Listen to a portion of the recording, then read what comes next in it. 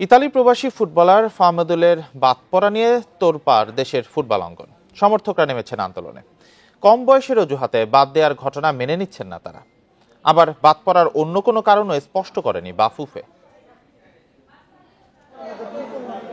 দেশের ফুটবলে একদিকে যখন হামজা মাতামাতি, অন্যদিকে ইতালি প্রবাসী ফুটবলার ফাহমেদুলের বাদ পড়া নিয়ে নানা প্রশ্ন।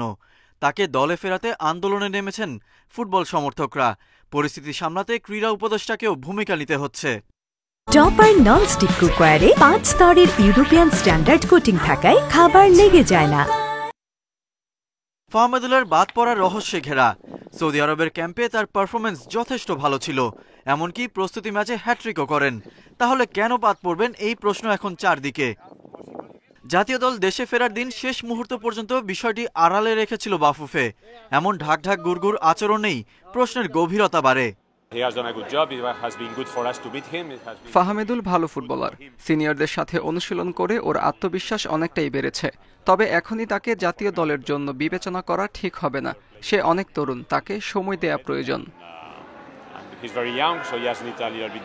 কোচের এমন ব্যাখ্যা কতটা যৌক্তিক সে প্রশ্ন উঠছে, কারণ এই মুহূর্তে বিশ্বের সবচেয়ে আলোচিত ফুটবলার লামিন ইয়ামালের বয়স মাত্র 17, অথচ বার্সেলোনা আর স্পেনের জার্সিতে তিনি অপরিহার্য। তার পেছনে কারি কারি টাকা ঢালতে প্রস্তুত নামি দামি ক্লাবগুলো। সেখানে ফাহমেদুলের বয়স 18 বছর। ইতালির 4th টিয়ারে আলবিয়া ক্লাবের মিডফিল্ডে খেলেন। কোচ কাবরেরা ও ম্যানেজমেন্টের আগ্রহে সৌদি ক্যাম্পে যোগ দেন ফাহমেদুল। সেখানে প্রমাণের পরও অদ্ভুত অজুহাতে তাকে ইতালি ফেরত পাঠানো হয়। হামজা ফাহমেদুলের কম্বিনেশন দেখার অপেক্ষায় ছিল সবাই। সেখানে ঢাকায় হামজার উপস্থিতি ম্লান হলো বাফুফের খামখেয়ালিতে। সার্বিক পরিস্থিতি হামজাকেই বা কি মেসেজ দেবে? Ghalib Hasan, Independent news.